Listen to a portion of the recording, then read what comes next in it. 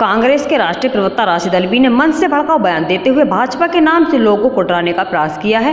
राशिद अल्वी ने साफ तौर पर कहा है कि अगर 2022 में भाजपा की सरकार फिर से आ गई तो हालात इतने खराब हो जाएंगे आप सोच भी नहीं सकते। दरअसल वो हाल ही हरिद्वार और रायपुर में हुई धर्म संसद का हवाला देते हुए प्रधानमंत्री मोदी और योगी को टारगेट कर रहे थे।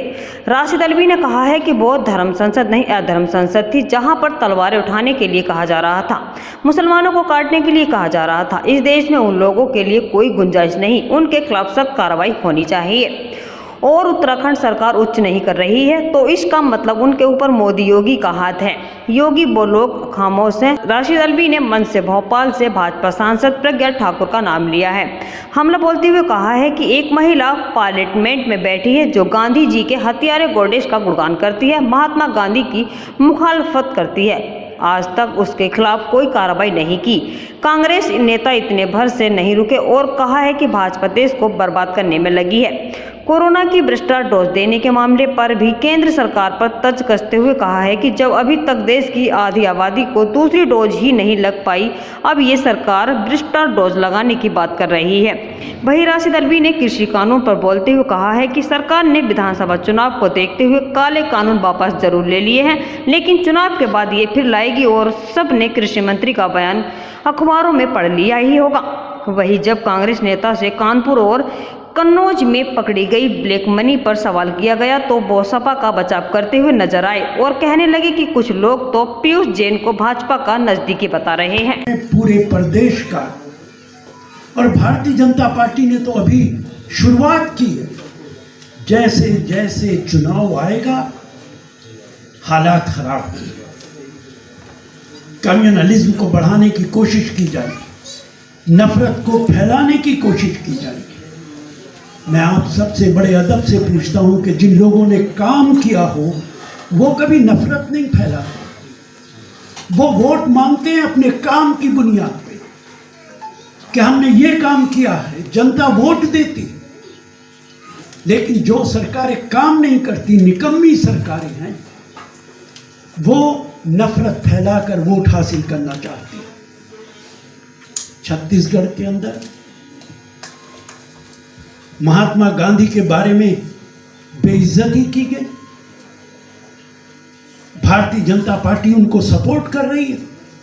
गॉडसे को पूजनीय बताया जा रहा है। ये वही भारत है जिसे हम कहते हैं कि ये महात्मा गांधी का भारत है। ये वही भारत है जिस महात्मा गांधी की पूरी दुनिया के अंदर इज्जत होती है, साउथ अफ्रीका से लेकर अमेरिका तक। आज अपने ही देश के अंदर उनकी बेइज्जती होगी। आज उनके बारे में गलत अल्फाज इस्तेमाल किए जाएंगे और गॉडसे को कहा जाएगा कि उसकी पूजा होनी चाहिए। और प्रधानमंत्री खामोश है। पार्लियामेंट के अंदर ऐसी महिला बैठी है जो गॉडसे को पूजनीय बताती, जो महात्मा गांधी की मुखालफत करती। आज तक उसके खिलाफ कोई कार्रवाई नहीं हुई। हिंदू मुसलमान का सवाल नहीं है, आज प्रदेश का सवाल है। और ये बात मैं बहुत बार कहता हूं कि जो लोग, जो कौम दुश्मन और दोस्त की तमीज नहीं कर सकते, लेकिन ऐसा माहौल कभी कांग्रेस की सरकार में नहीं रहा जैसा माहौल भारतीय जनता पार्टी ने पैदा कर दिया। आज लगता ही नहीं है कि हमारा देश लोकतांत्रिक देश। ऐसा लगने लगा है कि भारत के अंदर डिक्टेटरशिप, जो चाहते हैं वो होता।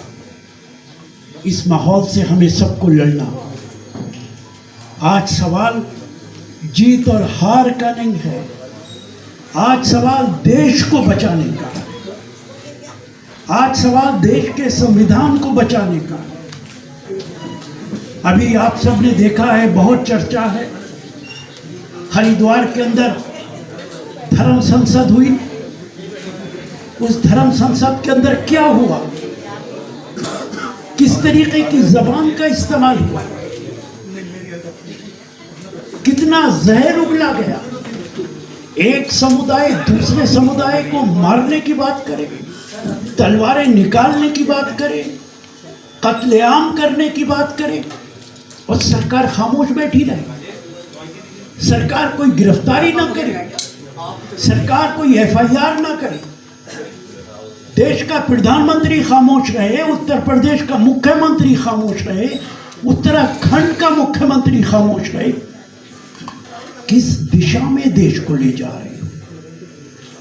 इस देश की हालत क्या कर देना चाहते हो? ये जिम्मेदारी हम सब की है कि हमें भारतीय जनता पार्टी को सत्ता से बाहर करना। उत्तर प्रदेश के अंदर जो स्थिति है वो आप सबको मालूम है, लेकिन मैं आपसे कहना चाहता हूं कि अगर इस चुनाव के अंदर 2022 के अंदर भारतीय जनता पार्टी दोबारा आती है तो उत्तर प्रदेश के अंदर ऐसे हालात पैदा हो जाएंगे जैसे पहले कभी नहीं रहे। ये सवाल हिंदू मुसलमान का नहीं, ये सवाल पूरे समाज का है, पूरे प्रदेश का।